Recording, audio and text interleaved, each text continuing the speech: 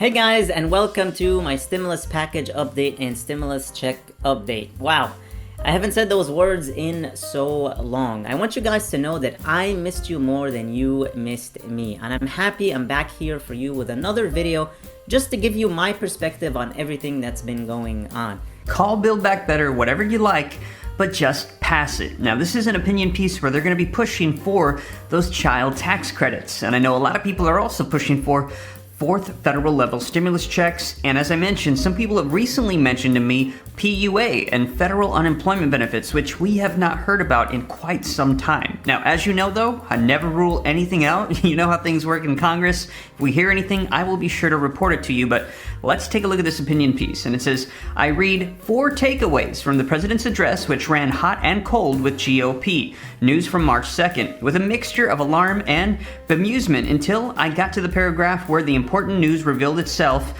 Biden still spoke to the priorities contained in the Build Back Better, and yes, he did, which echoes what I and so many others in faith communities have been hearing for months from Congress, from climate provisions to extending, ideally permanently, the child tax credit. So in this particular opinion piece, they'd like to see the child tax credit extended indefinitely. There is enormous energy and desire among members of Congress to pass some version of the Build Back Better bill. The lamentable holdout thus far has been finding just the perfect balance to get that 50 Senate votes. And as you know, the way the Senate is structured right now, 50 Republicans, 50 Democrats. So through the process of reconciliation, which means a majority vote in the Senate, they literally need to get all 50 Democrats on board to pass it through. And that one holdout is Senator Joe Manchin. And right now, he is on board to write the bill and help pass something through. So it is getting very close and very likely that something is going to be coming through here very soon. Now it says, my colleagues and I at the Friends Committee of National Legislation are concerned about 3.7 million children who fell into poverty in January after the expanded child tax credits expired.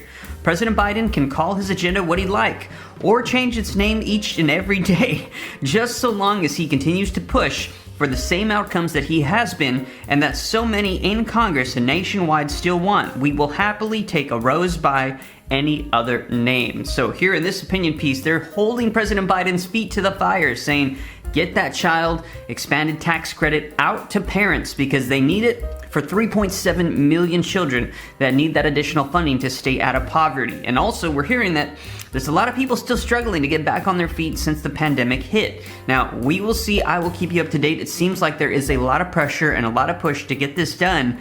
And leading the charge is Senator Joe Manchin right now. Now, in addition to that, I'm going to be giving you the details of what we heard in a previous video that outlines some of the changes, the modifications to this bill that we are seeing. Here it is, you guys. Manchin says he's ready to negotiate again, but Democrats must hold him to it. This article, jumping down, it says, Manchin's latest stance, which he outlined in an interview with Politico, works like this. First, so 3 requirements. First, he wants everything in the package to be paid for over the long term. So he's saying we are not going to be adding to debt or inflation with these stimulus packages.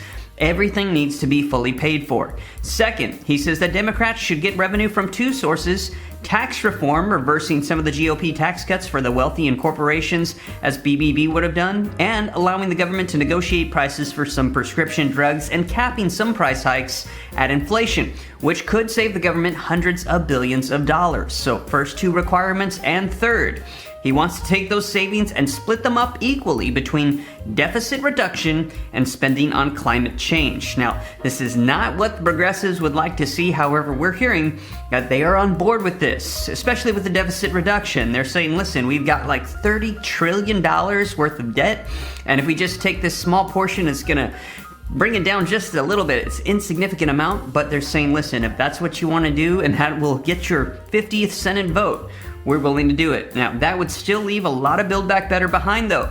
As we mentioned, child tax credits. People are saying they want to see that. But a Democratic aide said that this would be a potentially fruitful opening to start up negotiations. Via this route, you probably could raise revenue to spend hundreds of billions of dollars on tax incentives, child tax credits, and other measures to encourage and manufacture the consumption of alternative energy sources, as the Build Back Better would have included. So you guys are saying that they're open to this. They're just happy Joe Manchin is on board, and they're going to start negotiations and see what they can do. Now, in addition to stimulus and Build Back Better, Senator Joe Manchin is also taking the lead on the Russia and Ukraine conflict, as we heard that him and Lisa Murkowski, those two senators, they presented a new bill suggesting that we cut off all Russian oil supply to the United States to show our support for Ukraine, and he actually had a Zoom call with the president of Ukraine just last week. Take a look at this, you guys. Senator Manchin and other members of Congress talked with Ukraine's president via Zoom, and this just came out yesterday. It says, U.S. Senator Joe Manchin talked with the Ukrainian President Volodymyr Zelensky Saturday via Zoom with more than 200 members of Congress, and he said, it was an honor to hear directly from President Zelensky this morning as he continues to lead his nation in defense against a senseless and illegal invasion by Vladimir Putin. President Zelensky has shown immense bravery and leadership in a time of crisis. In the meeting, Manchin asked Zelensky about banning Russian energy imports to America, according to the news release from the senator's office. And here you can see the tweet that came out and the picture of him on the Zoom call with the president discussing these issues. And he said, I questioned President Zelensky about the need for the United States to ban Russian energy imports, and he wholeheartedly agreed, Manchin reported. Manchin pledged that the federal government will continue to support Ukraine amid Russia's invasion and stated that support carries over Ukraine's allies. This includes supporting the transfer of Soviet-era military jets from Poland and any other allies to Ukraine's military forces to counter Russian jets and cruise missiles.